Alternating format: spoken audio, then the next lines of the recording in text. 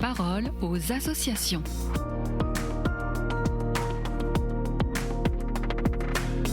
Bienvenue dans la parole aux associations. À l'église Saint-Méry, en plein cœur de Paris, la communauté de Santé Gidio propose chaque dimanche midi, après la messe, un repas pour les personnes sans abri ou en précarité, appelé la cantine familiale. Et on en parle avec Mireille Davienne. Bonjour, vous en êtes responsable.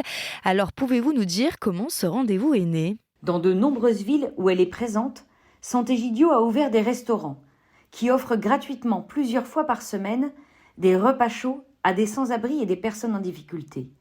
À Paris, ce restaurant existe depuis 2018 sous le nom de cantine familiale. Et il consiste en des repas chauds, cuisinés et servis comme à la maison. C'est une expression à laquelle nous tenons énormément, car à elle seule, elle résume l'esprit de ce que l'on vit chaque dimanche. Ce rendez-vous est né du constat que les sans-abri sont souvent seuls le dimanche, car il n'y a pas ou peu de distribution ce jour-là.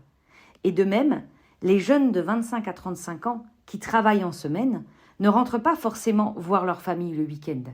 L'idée a vite fait son chemin donc de réunir ces deux solitudes autour d'un repas dominical familial. Et c'est le moment de nous donner faim. Qu'y a-t-il au menu ? Alors au menu, il y a de la soupe, un plat chaud, du fromage, un dessert et un café. Et surtout beaucoup de chocolat à Pâques et à Noël. La carte varie chaque semaine.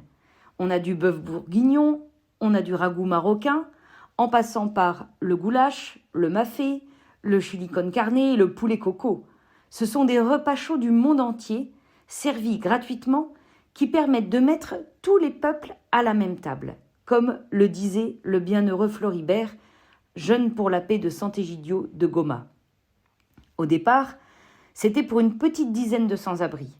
Et le service a rapidement pris de l'ampleur depuis le Covid et il accueille aujourd'hui plus de 150 personnes, dont un public surtout âgé, appauvri et beaucoup de femmes.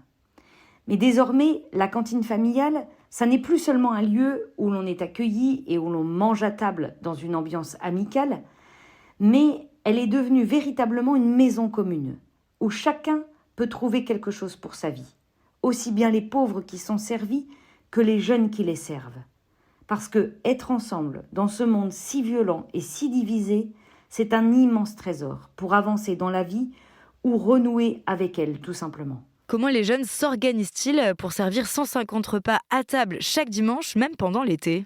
Les bénévoles de la cantine familiale peuvent compter sur l'aide des personnes âgées du quartier, réunies chaque samedi après-midi par Santé Gidio. Après la prière, ces dernières cuisinent pour la cantine familiale du lendemain.